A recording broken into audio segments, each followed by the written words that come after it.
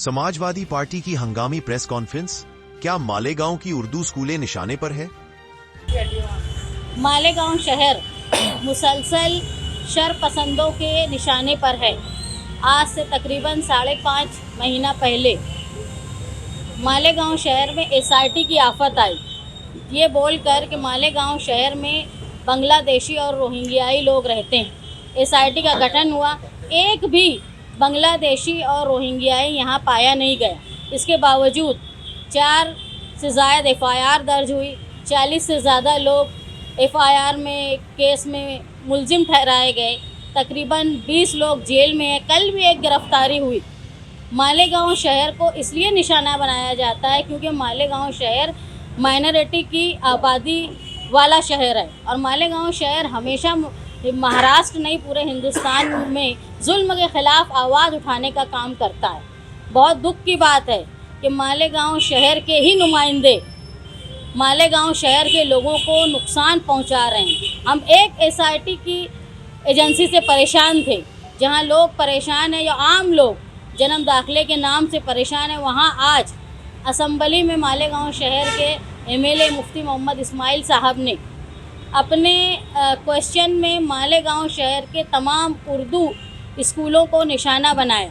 आज से ठीक कुछ दिन पहले जुमा के रोज़ जब समाजवादी पार्टी का युवा सम्मेलन था, वहाँ मैंने आप मीडिया वालों को इशारा किया था कि जिस तरह एक मुख्यमंत्री ने महाराष्ट्र के लिखा कि उर्दू स्कूलों को निशाना बहुत भ्रष्टाचार हो रहा है और निशाना बनाने की कोशिश की, उसके फ़ौरन बाद मालेगांव शहर के एमएलए अपने खुतबे में ईद पर मिंबर से कहते हैं कि भ्रष्टाचार हुआ है, उर्दू स्कूलों ने 122 करोड़ का भ्रष्टाचार किया है। उसके फ़ौरन बाद सकल हिंदू समाज के लोग शरपसंदी करते हुए स्कूलों को उर्दू स्कूलों को निशाना बनाती।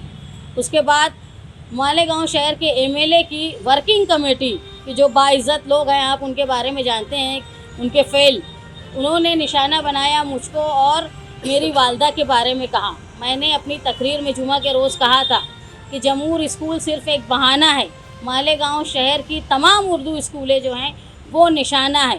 इन्होंने आज असम्बली में मुफ्ती इस्माइल साहब ने जो सवाल किया, ये बात साबित हो गई कि मालेगांव शहर की तमाम उर्दू स्कूलों को वो निशाना बनाना चाहते हैं। आप देखिए कि आज तालीम याफ्ता लोगों के लिए सबसे बड़ा रोज़गार का अगर कोई ज़रिया है तो वो उर्दू स्कूलें हैं।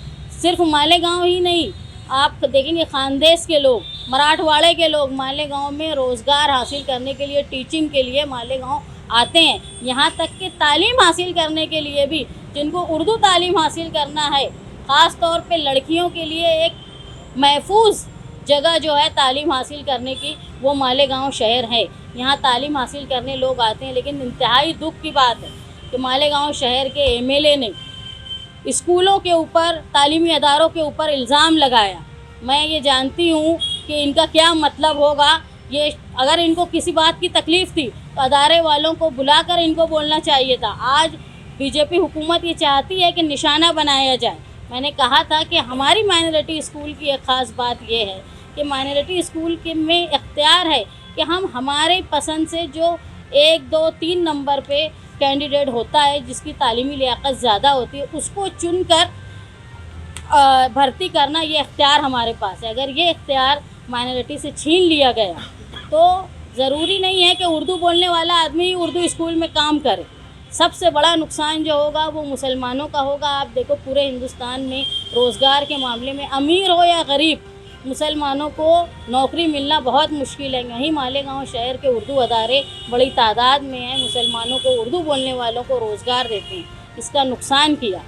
साथी निहाल अहमद साहब जब एमएलए थे, साथी निहाल अहमद साहब ने जमूर स्कूल का क़याम किया, टीएम स्कूल का क़याम किया, यहाँ तक कि एटीटी स्कूल, जेटी, जो हारून अंसारी साहब साथी निहाल अहमद साहब के सियासी मुखालिफ थे, शब्बीर सेठ की सना स्कूल, वो भी सियासी मुखालिफ थे, लेकिन उनको भी फ़ायदा पहुंचाने का काम, उनकी स्कूल की परमिशन लाने का काम। जब साथी निहाल अहमद साहब ने फार्मेसी कॉलेज बनाई तो शेख वकील साहब को उस अदारे में उन्होंने मेंबर बनाया, जबकि शेख वकील साहब निहाल साहब के सियासी मुखालिफ थे। लेकिन साहब को ये लगता था कि ये ज़हीन आदमी है, ये अदारे के लिए फ़ायदेमंद साबित होंगे, इसलिए उनको अदारे में रखा ताकि उनकी काबिलियत का इस्तेमाल कौम के लिए किया जाए। और निहाल साहब ने यहाँ तक कि नदी के उस पार के इलाके में चाहे वो आदिनाथ स्कूल हो, प्रोग्रेसिव स्कूल हो, उसको भी फ़ायदा पहुँचाने का काम मालेगांव के एमएलए ने कभी भी किसी अदारे, ना यहाँ कॉलेज लाए, ना कोई स्कूल लाए, यहाँ तक कि आंगनवाड़ी भी बनाने की इनकी हैसियत नहीं है। और ना कभी इन्होंने किसी तालीमी अदारे को एक कंप्यूटर दिया, एक किताब भी इन्होंने नहीं दी।